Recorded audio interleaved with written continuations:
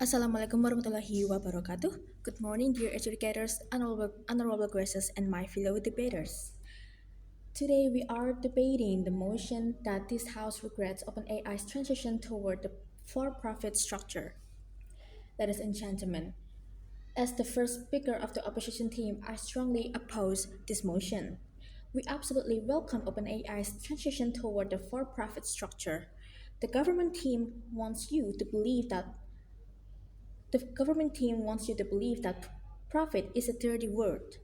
But in the real world, developing safe and advanced AI requires billions of dollars that the nation simply cannot provide. And before I move into our arguments, let me address the flaws in the government team's case. Firstly, is on the illusion of free funding. The government claims that OpenAI could just stay a non-profit and live off grants and donations and tax exemptions. This is completely unrealistic. Building AI requires massive supercomputers and elite engineers who cost millions of dollars a year. Grants and donations are small and unpredictable. You cannot build the world's most advanced technology on charity. Secondly, is on the fear of investor pressure. Ladies and gentlemen, they argue that a for-profit structure forces OpenAI to release bad products early because of greedy investors. This is wrong. In the technology world, if you release a dangerous or broken product, you destroy your brand, lose your users, and get sued by the government. Investors want long-term value, not a not a quick crash and burn. A for-profit structure actually gives OpenAI the stable money it needs to test products safely without rushing. And that's all of my rebuttals. Now I'm going to deliver my status quo. Ladies and gentlemen, right now, AI development is not at lightning speed. It is no longer a small science project. It is a global race. Companies like Google, Meta, and state-backed firms are spending tens of billions of dollars. If OpenAI stayed as a small and struggling nonprofit, it would quickly become irrelevant. So, to guide the future of AI safely, OpenAI must remain a leader, and to remain a leader, it needs the financial power to compete. Okay, now I will jump into my arguments. So, ladies and gentlemen, my first argument is about the practicality of funding AI safety. Ladies and gentlemen, the for-profit structure is the only way OpenAI can afford the massive costs required to make AI safe. AI safety is not just a philosophical question, it requires heavy engineering. You need to run millions of simulations, hire the best security experts, and build massive data centers just to test for biases and risks. This costs billions of dollars. A non-profit structure limits your capital.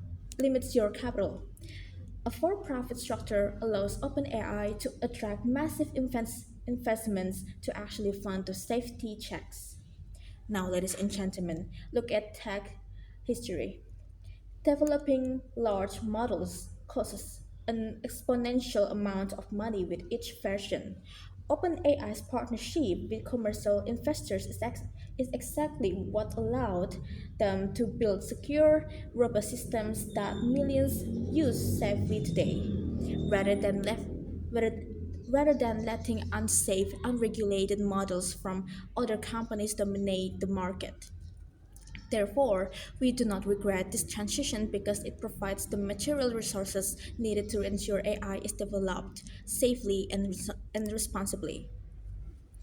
Now, I will jump into my second argument. My second argument is about the democratization and accessibility. Ladies and gentlemen, a for-profit structure allows OpenAI to scale its technology and make it accessible to ordinary people globally.